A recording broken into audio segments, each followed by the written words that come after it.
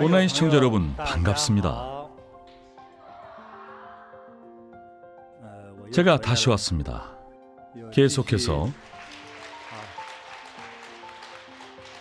계속해서 운명이란 어려운 주제에 대해 이야기할 건데요. 이렇게 여러분과 함께 토론하고 교류하고 공부하면서 운명의 실마리와 규칙을 알아가는 것이 저는 참 재밌습니다. 이렇게 공부하고 토론하는 과정에서 저 역시 많은 깨달음을 얻고 운명의 천태만상 속에서 규칙을 발견하곤 합니다. 운명은 정말 재밌습니다. 운명은 아주 심오해서 그림 한 장으로는 제대로 설명할 수는 없지만 아무리 심오하다 해도 자세하게 연구하면 그 안에 규칙을 발견할 수 있습니다. 사실 사람의 운명은 일종의 에너지체입니다. 종합적인 에너지체라고 하는데요. 이 안엔 이런 것들이 포함됩니다. 수명, 부귀, 권력, 건강, 외모, 자녀, 대략 이런 게 있는데, 이런 종합적인 에너지체가 여러분의 운명을 만들고 여러분의 삶 곳곳에 영향을 미칩니다. 그런 겁니다. 따라서 운명의 차이는 에너지의 차이라고 할 수 있습니다. 오늘 여러분께 이 말을 전하고 싶습니다. 대대손손 덕을 물려주고 덕으로 운명을 다스리자. 제가 항상 강조하는 덕목입니다. 우리는 오늘의 운명에 만족할 수도 있지만 내일은 무슨 일이 생길지 모릅니다. 그럼 오늘의 만족이 내일로 이어질 수 있을까요? 이건 역시 계승이라고 할 수 있죠. 내일로 계승될 수 있을까요? 그 다음 계승은 대대로 물려주는 것입니다. 여러분의 부귀와 덕행을 후대에 물려줄 수 있다는 거죠. 나이가 적든 많든 상관없이 우리 자신부터 다음의 내용을 잘 배우고 실천하면 어쩌면 우리의 상서로운 운명 에너지를 후대에 물려주거나 우리의 미래가 더욱 나아질 수 있습니다. 내 운명을 내가 만드는 거죠. 우리는 노력을 통해서 미래의 좋은 운명을 창조해 나갈 수 있습니다. 그럼 좋은 운명에 관한 제 소견을 여러분과 함께 나누겠습니다. 우선 소박한 생활 방식을 권하고 싶습니다. 소박한 생활 방식 중에 먹는 것부터 시작하십시오. 밥을 먹지 않으면 굶어 죽지 않습니까? 에너지가 없어지니까요. 오래 굶으면 에너지가 고갈되어 살 수가 없죠. 잘 먹는 것에 대해 요즘에는 많은 사람들이 영양학 얘기를 하는데, 제가 생각하는 영양학은 이렇습니다. 바로 간단하게 먹는 겁니다. 저는 주식으로 저게 밥 한 공기가 전부입니다. 많을 때는 반찬 하나가 더 추가됩니다. 죽, 밥, 반찬이 전부입니다. 쌀 한 톨도 어렵게 얻어진다는 것을 항상 기억해야 합니다. 농작물을 재배해서 식탁에 올리기까지 참으로 어렵고 고된 기나긴 과정을 거칩니다. 농부 아저씨가 매일 밭에서 허리를 굽히고 쭈그리고 앉아 벌레를 잡고 잡초를 뽑으며 비료를 주고 물을 댑니다. 그리고 수확과 가공을 거치는 식자재가 되기 위한 모든 과정이 아주 복잡합니다. 다음으로 우리의 옷차림도 소박하고 단아해야 합니다.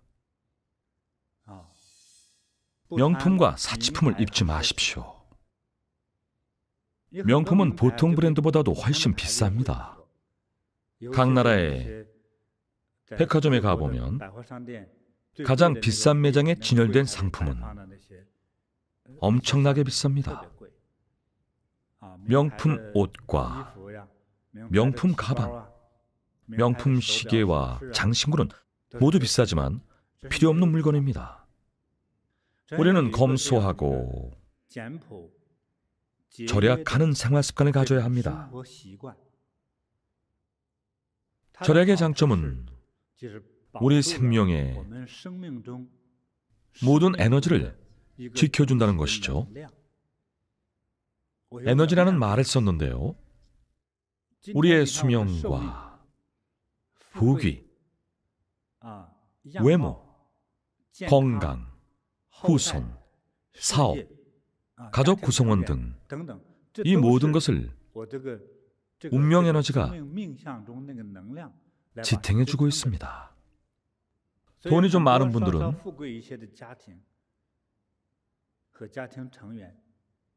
보통 이렇게 생각하죠.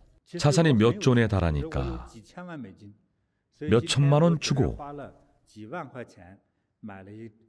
금시계를 사거나 가방을 억소리 나게 주고 사도 자산의 아주 일부에 불과하기에 사치가 아니라고 주장합니다. 하지만 우리가 에너지를 일부러 소모하면 자동차의 바퀴와 같습니다.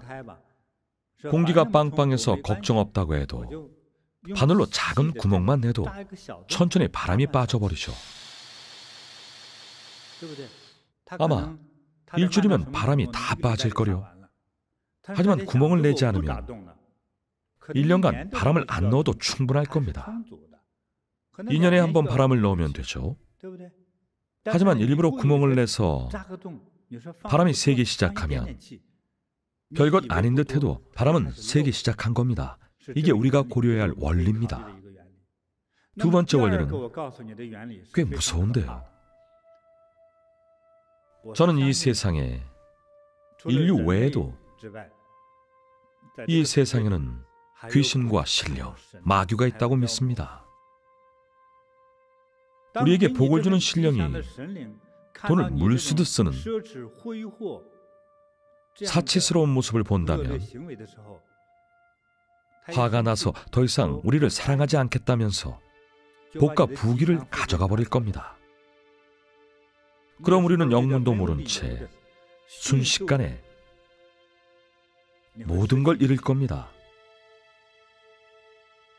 난 저축도 많이 했고 돈을 여러 곳에 분산해 놔서 투자에 실패한다 해도 나보다 돈이 많을 거라며 좋게만 생각할지 몰라도 인간은 하늘의 뜻을 예측하지 못합니다. 갑자기 집안의 가장이 죽고 재산까지 압류당하면 돈만 잃는 게 아니라 집안이 풍비박산 나버립니다. 어느 순간 복과 에너지를 다 써버리고 부처님의 가호까지 이르면 모든 걸 잃고 고통밖에 안 남습니다.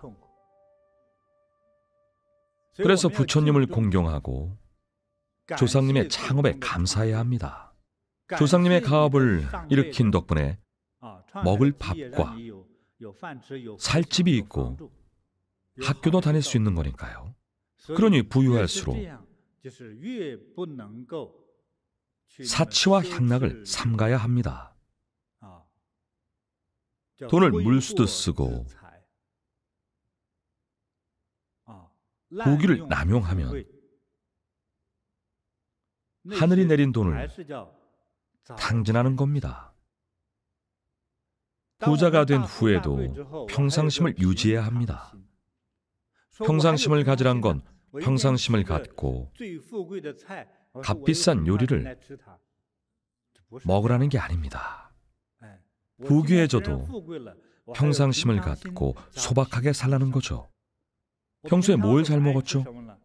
가난할 때 어머니가 만들어준 죽과 장아찌를 좋아했다면 부귀해진 후에도 그걸 드십시오. 기껏해야 장아찌 종류만 바꿔 먹으면 됩니다. 오늘은 샐러리, 내일은 시금치를 먹는 시기죠. 영양소를 골고루 섭취해야 하니까요. 산의 진미만 먹더라도 죽을 때까지 돈 걱정 없다며 사치를 부려서는 안 됩니다. 운명이란 건 계산이 통하지 않는 신비한 겁니다. 일의 노력으로 일만의 보답을 받을 수 있습니다. 불보살님께서는 복이 있는 사람에게 더 많은 것을 내려줍니다. 하지만 계속해서 사치를 부리며 신을 모독하면 신은 우리의 에너지를 걷어가고 한순간에 모든 걸 잃게 됩니다. 잃어버리고 나서도 그 이유를 알 수 없을 겁니다.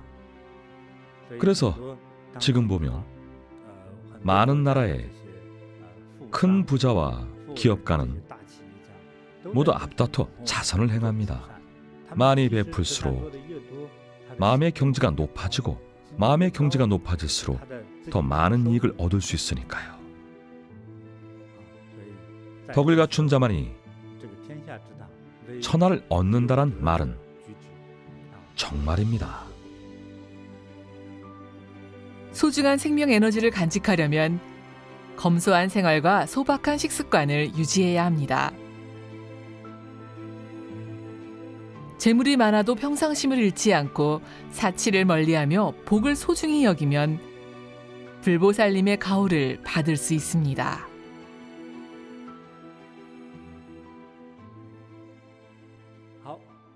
도덕에는 많은 내용이 있는데요. 그 중에서 첫 덕목은 베푼 것은 물에 새기고 받은 것은 돌에 새겨랍니다. 내가 누군가를 도운 일은, 누군가를 도왔던 일은 절대 펜이나 머리로 기록하지 마세요. 동네방네 떠들고 다니지 마세요. 물론 세계 어느 곳에서 재난이 일어나 주변 사람들의 자선모금 동참을 독려하기 위한 것이라면 당연히 해야죠. 하지만 그게 아니고 단지 과시용이라면 하지 마세요. 여러분의 자선 행위를 기억하지도 말고요. 그럼 남을 도운 에너지가 예를 들어 10,000원을 기부하고 그걸 자랑한다면 그 에너지는 1,000원, 500원, 10원이 됩니다. 남을 도운 공덕과 에너지가 줄어드는 거죠. 그래서 남을 도운 건 잊고 받은 은혜는 기억해야 합니다. 우리가 받은 도움과 은혜는 잊으면 안 됩니다. 은혜를 잊으면 소인배죠. 절대 잊어서는 안 됩니다. 그럼 어떻게 해야 할까요? 훗날 형편이 좋아졌을 때 보답하면 됩니다. 첫째는 은혜에 보답하는 것이고 둘째는 부모님께 효도하는 겁니다. 옛말에 이런 말이 있습니다. 까마귀는 어미에게 먹이를 먹여 효도하고 양은 무릎을 꿇고 젖을 먹는다. 짐승도 이러할진데 사람이라면 더더욱 도덕 중에서 효도를 으뜸으로 생각해야 합니다. 효도가 우선입니다. 키워준 부모에게도 효도하지 않는다면 친구에겐 더하겠죠. 친구끼리는 피 한 방울도 안 섞였으니 언제든 배신할 겁니다. 돈이나 미색을 노리고 친구라며 접근하겠죠. 인정도 의리도 없는 사람일 테니까요. 그러니 사귈 만한 친구인지 알고 싶다면 부모한테 효도하는지 보세요. 부모의 은혜도 모른다면 차갑고 무정한 사람입니다. 그리고 집안에서는 장유유서, 장유분명이 필요합니다. 상행하효, 윤리유도도 필요하죠. 장유유서, 어른과 아이 사이에는 지켜야 할 차례와 질서가 있다. 장유분명, 어른과 아이는 뚜렷이 구분되어야 한다. 상행하요. 윗사람이 하는 대로 아랫사람이 따라한다. 윤리유도. 윤리에는 규율이 있다. 이게 무슨 뜻일까요? 가족 관계는 위아래가 있습니다. 할아버지 때부터 보면 할아버지 때를 조부라고 하죠. 할아버지와 할머니는 관여해야 할 일과 세워야 할 권위, 말하지 않아야 할 것과 모른 척 해야 할 것, 이런 부분을 잘 구분해 행동해야 합니다. 아들과 며느리의 싸움에 직접 끼어들지 말고 손주들 싸움에도 간섭하지 않아야 합니다. 이럴 땐 눈과 귀가 안 좋은 게 유리합니다. 모르는 것이 오히려 약이 됩니다. 자녀가 스스로 번뇌를 해결하게 하십시오. 스스로 인간관계를 배워야 합니다. 얼마나 좋습니까? 자녀가 혼자 해야 할 일을 어른이 대신하지 마세요. 이걸 장유분명이라고 합니다. 나이가 들면 보통 집안일에 상관 안 하지만 아들이 뭔가 상의하러 오면 농담하지 말고 진지하게 들어주세요. 제대로 된 견해를 말해줘야 합니다. 아들이나 며느리 같은 아랫사람에게 말할 땐 농담으로 말하지 말아야 합니다. 직장 동료한테 하는 것처럼 왕씨 아직 안 죽었어? 이러면 안 됩니다. 며느라가 아직 안 죽었니? 듣기 거북하죠. 아들 아직 안 죽었어? 이것도 듣기 거북합니다. 요즘 이런 가르침을 못 받은 사람이 많아서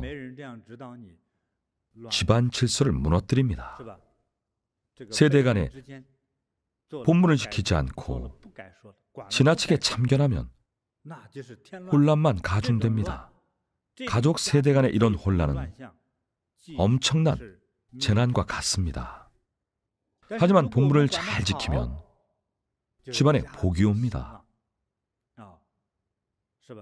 온 가족이 행복하고 집안 사업이 번창하며 긍정적으로 발전할 수 있습니다.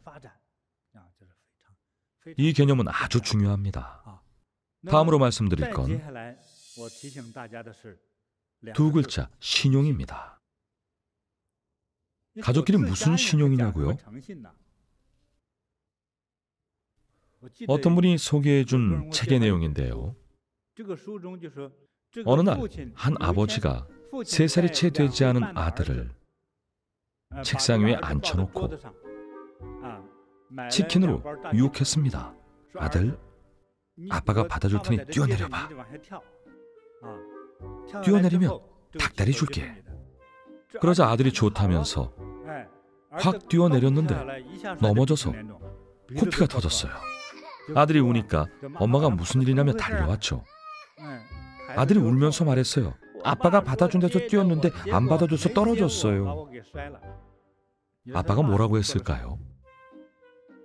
넌 그 말을 믿냐? 왜 그렇게 순진해? 엄마는 화가 나서 아빠가 어쩜 그러냐고 따졌어요. 아빠가 말했습니다. 난 세상에 믿을 놈 하나 없단 걸 가르쳐준 거야. 친아빠도 믿지 말거라. 이건 잘못된 행동입니다. 전 전혀 공감할 수 없습니다. 아빠가 가르쳐준 건 지혜도 아니고 자비도 아니고 박애도 아닙니다. 그럼 뭘까요? 의심입니다. 이 세상 누구도 믿지 마라.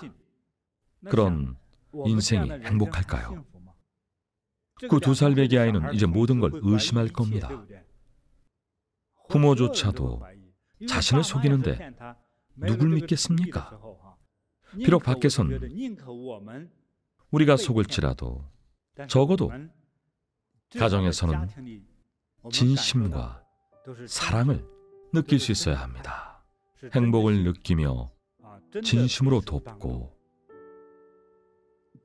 진정한 즐거움을 느껴야 합니다. 속이지 말아야 합니다. 믿음이 있으면 사람은 행복을 느낍니다. 특히 아이들이 그렇습니다.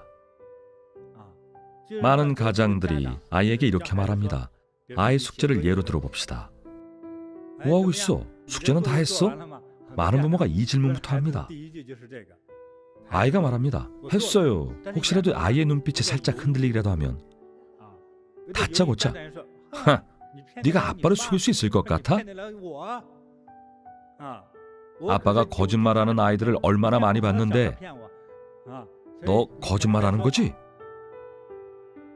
정말 숙제했다고 그러겠죠. 아빠 왜 날 안 믿어요? 더 어리다면 억울해서 울 겁니다. 정말 숙제했는데 아빠가 안 믿어요. 심지어 때리기도 하는 가장도 있습니다. 누구한테 거짓말이야?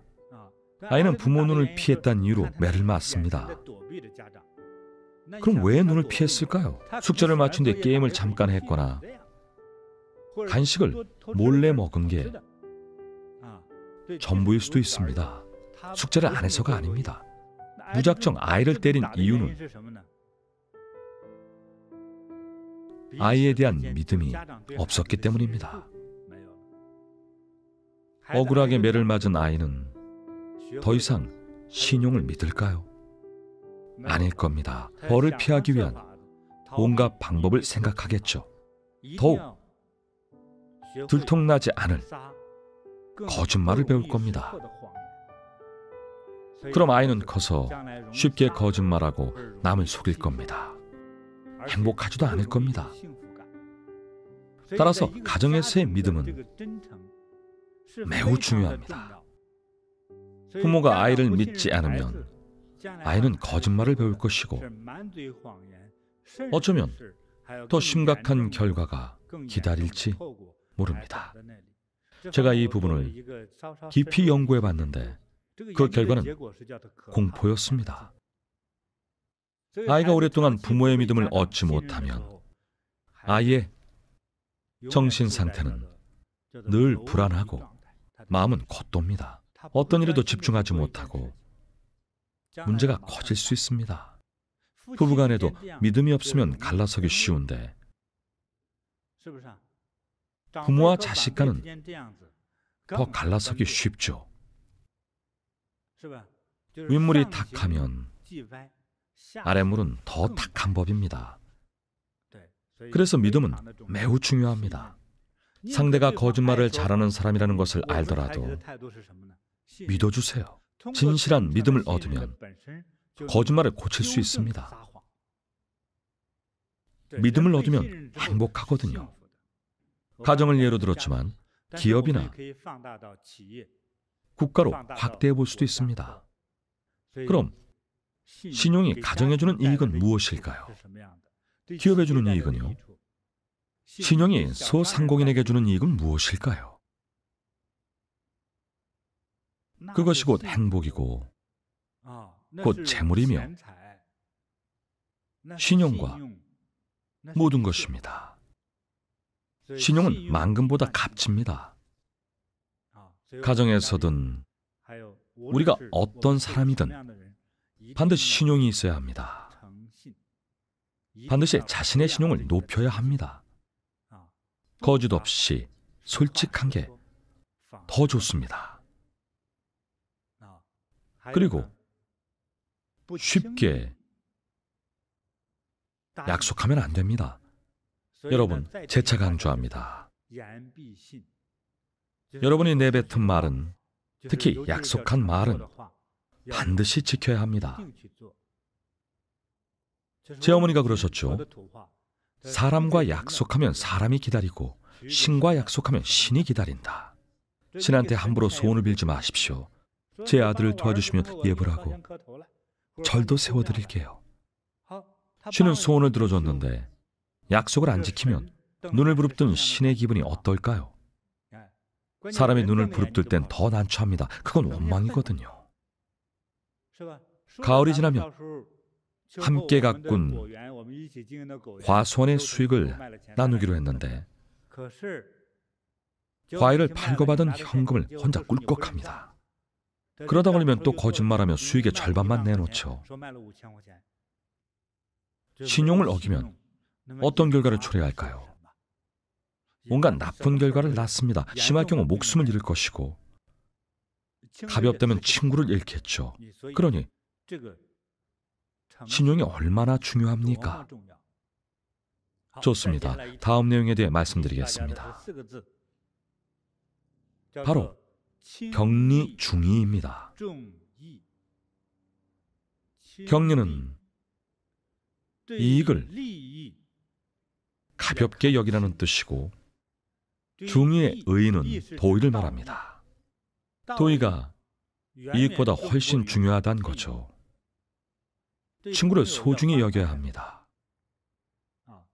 빈곤을 구제하고 타인을 배려하며 재난을 구원하고 매일 한 가지 선행하며 항상 보시해야 합니다. 하지만 눈앞에 이익에 현혹되는 사람이 많습니다. 지금 세대를 넘어 계속해서 대를 이어가는 것에 관해 이야기를 하고 있습니다. 부자가 3대를 못 가는 이유는 많은 경우가 창업자나 가장의 안목이 너무 짧아서 눈앞에 이해와 득실만 따지고 더 멀리 더 높이 보지 못하기 때문이죠. 은혜에 보답하고 부모에게 효도해야 합니다. 가정에서는 장유서와 윤리의 법도가 있어야 합니다. 신용의 가치는 만금보다 값지므로 눈앞의 이익보다는 사람 간의 도의를 중시하십시오. 이어서 심신을 닦는 법에 대해 말씀드리겠습니다. 하늘의 이치에 대해서는 몰라도 땅 위의 만물은 눈에 보이니 땅에 대해서는 조금 알 겁니다. 신령의 존재 유무는 몰라도 천지를 경외하는 마음은 배워야 합니다.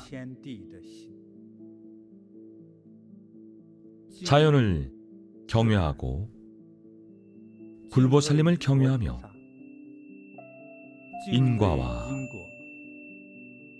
미래를 경외해야 합니다. 아직 오지 않은 미래를 잘못 계획하면 큰일 납니다.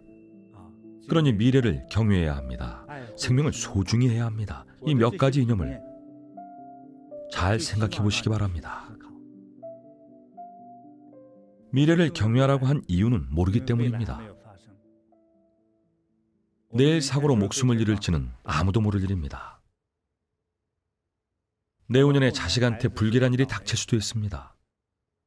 오늘 낳은 자식이 나중에 커서 착한 사람이 될지 나쁜 사람이 될지 아무도 모르는데 경외하지 않을 수 있습니까? 인과를 경외하지 않으면 무슨 짓이든 할 수 있고 누구라도 속일 수 있습니다. 그러면 당장 내일 살해당할지도 모릅니다. 그래서 이 모든 걸 공경하면서 두려워해야 합니다. 두려워해야만 조심하고 신중하게 세상을 살아갈 수 있습니다. 경외하고 또 경외하면서 매일 모든 일에 최선을 다해야 합니다. 강한 인내심으로 나의 마음을 잘 다스려야 합니다. 인내하고 또 인내하며 자식을 바르게 키워야 합니다. 그렇지 않으면 나와 똑같은 모습을 자식에게 물려줄 겁니다. 사람을 속이고 말을 함부로 내뱉으며 무책임하고 약속을 지키지 않는 사람이 될 겁니다.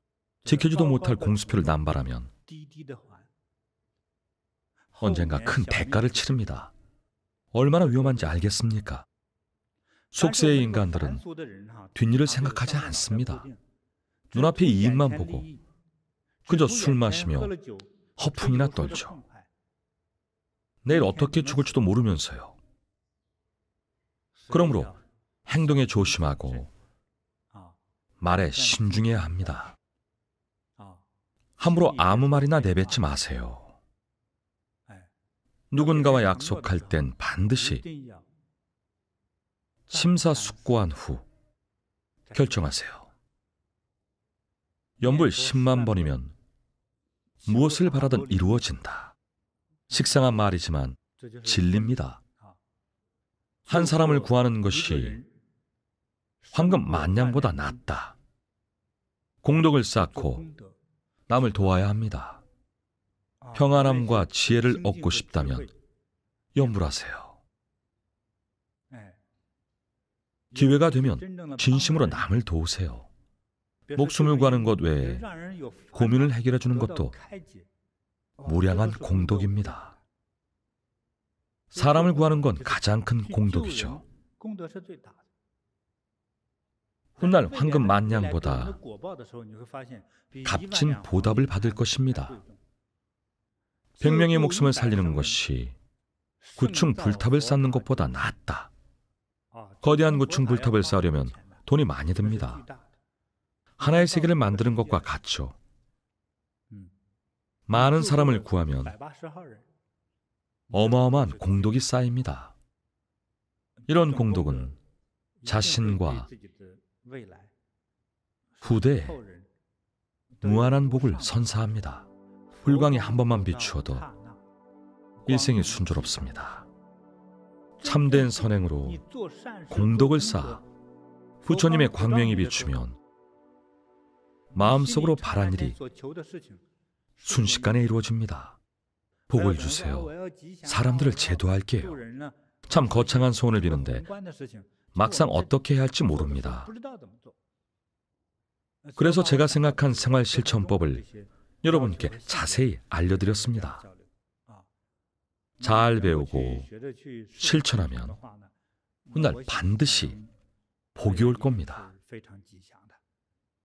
하루 3번 성찰하고 자신을 돌아봐야 합니다. 하루에 3번이나 생각할 시간이 있냐고 하는데 10분도 잠낼 시간이 없습니까? 잠들기 전에 잠깐 앉아 참선해도 되고 아침 집안일을 끝낸 후에 10분에서 20분만 투자해도 됩니다. 하루 동안 나의 행동을 돌아보고 하루 동안에 일어난 마음을 성찰해야 합니다. 좋은 사람이 되고자 했는데 어제 남을 욕하고 상처 줬습니다. 질투심이 생겼다면 잘못을 반성하고 바로 뉘우치십시오. 상처 주려는 생각이 든 순간, 특히 행동으로 옮긴 순간 업력이 나타납니다. 누가 그 업보를 받을까요? 본인과 가족, 그리고 배우자가 업보를 받습니다. 재난은 본인과 관련된 누군가에게 닥칠 겁니다. 모두 본인이 일으킨 것입니다. 이처럼 인과응보는 무섭습니다. 그러니 하루에 3번 반성할 줄 알아야 합니다. 자연을 경외하고 불보살님을 경외하며 인과를 경외하고 미래를 경외해야 합니다. 경외하고 경외하면서 모든 일에 최선을 다해야 합니다. 그러면 훗날 황금 1만냥의 보답을 받을 것입니다. 다음은 처세에 대해 말씀드리겠습니다. 사전에 대비해야 합니다. 목마를 때 우물 찾지 마세요. 사전에 대비하는 건 미래를 걱정할 줄 안다는 뜻입니다. 목마를 때까지 기다리지 마세요. 물 한 방울 없는 황무지에서 우물을 팔 건가요? 인생에 대해 자비로운 계획을 세워야 합니다. 자녀 교육을 예로 들면 장차 어떤 아이로 성장할지 모르기 때문에 아이가 태어나기 전부터 어떻게 교육해야 할지 계획을 세워야 합니다. 자녀 교육 하나만 보더라도 미래에 대한 계획이 필요합니다. 소 잃고 외양간 고치기식으로 왜 이런 자식을 낳았는지 모르겠다며 한탄해도 소용없습니다. 사전 계획이 부족했고 부모가 될 마음의 준비가 부족했기 때문입니다. 애가 어쩜 저렇게 변할 수 있어요? 모든 자식의 문제는 부모와 직접 관련이 있습니다. 본인부터 덕이 있는 부모가 되고자 노력해야 합니다. 업장이 크게 두텁지 않다면 효심 있고 어질며 생각이 깊은 아이로 키울 수 있습니다. 학교 공부나 기술 분야에서 좋은 성과를 거둘 수 있습니다. 이처럼 자녀 교육에 있어 방법도 중요하지만 부모의 마음가짐과 경지가 더 중요합니다. 아이의 미래 모습과 직결되어 있으니까요. 다음 내용을 말씀드리겠습니다. 관용은 지혜이다. 악한 사람은 관용이 없다. 항상 상대에게 나를 세우며 상대방과 싸우고 한마디도 안 지르는 사람들이 있죠. 한마디만 해도 싸우려고 득달같이 덤비는 사람은 교양이 부족한 사람입니다. 관용이 있다는 건 지혜롭고 자비롭다는 뜻입니다. 관용을 베풀 수 있을 때 베풀고 상대에게 여지를 줘야 합니다. 이 말은 삶의 어느 순간에서도 만날 수 있는 소중한 인생의 지혜입니다. 이런 상황이 얼마나 많습니까? 순간적으로 욱해서 함부로 말을 내뱉거나 칼을 뽑거나 총을 들고 말죠. 그러니 우리는 받아들이는 것을 배워야 합니다. 자비를 배워야 합니다. 자비심이 있으면 관용을 베풀 수 있습니다.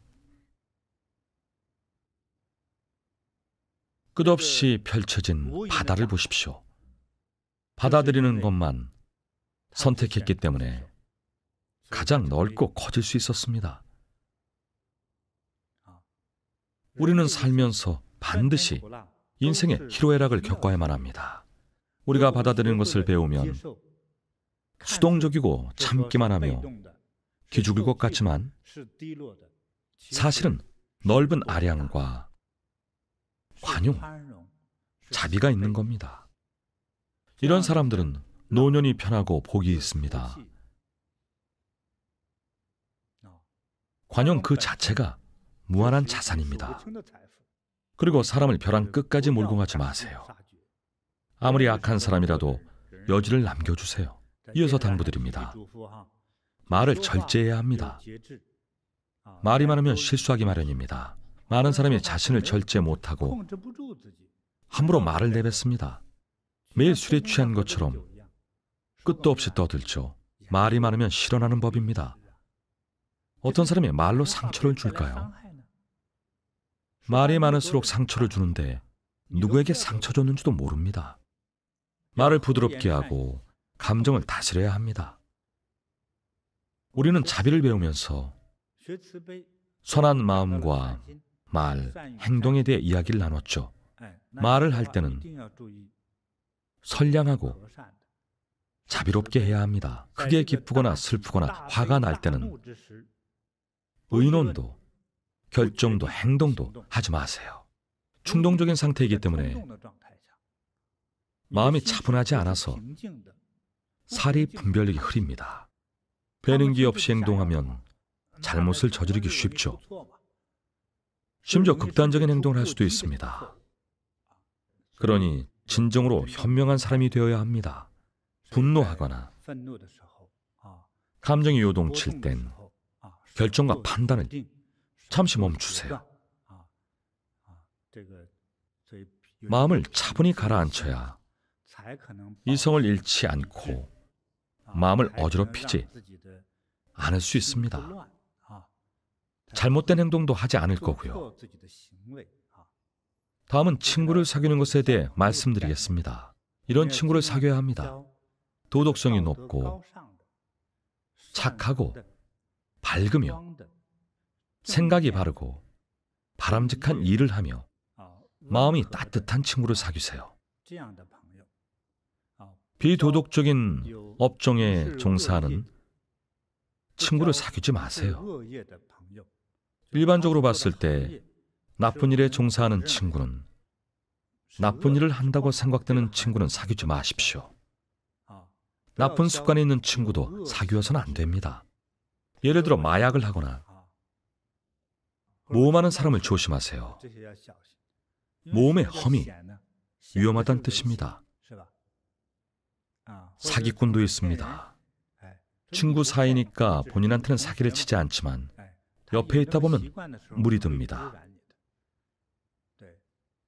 그래서 이 사람의 성품을 알려면 그의 친구들을 보란 말도 있습니다. 당신 주위 친구들이 죄다 사기꾼인데 당신은 사기 안 친다고 장담하기 어렵죠. 국제 골동품 업계에서 그러더군요. 어느 가게에서 가짜 골동품을 샀다면 다신 그 집 물건을 사지 말라고 합니다. 모조품 하나를 들였다면 전체가 모조품일 수도 있기 때문이죠. 인간의 도덕은 한 번 잃으면 다시 바로잡기가 여간 어려운 일이 아닙니다. 그러니 친구를 사귈 때는 마음과 생각이 바르고 착한 친구를 사귀십시오. 태양처럼 밝고 바른 기운을 가진 친구를 사귀세요. 오늘 인연을 맺은 모든 분들과 운명의 개념을 이야기해봤습니다. 어떻게 해야 공덕을 쌓고 복을 누리고 어떻게 해야 장수하고 자녀에게 좋은 삶을 물려주는가, 이에 대한 답을 얻으려면 먼저 자신을 어떻게 잘 닦아야 할지를 생각해야 합니다. 우리의 몸과 마음을 어떻게 잘 다스릴지 말이죠. 나 자신을 잘 다스려야 자손도 잘 가르칠 수 있습니다. 이렇게 자비와 도덕성을 갖춘 마음, 자비와 도덕성을 갖춘 마음으로 생각하고 사람을 대해야만 자손도 자비롭고 관용을 베푸는 착한 사람이 될 수 있습니다. 대대손손 덕을 물려줘야 가문이 길이 빛납니다. 그래야만 상스러운 목표에 다다를 수 있습니다.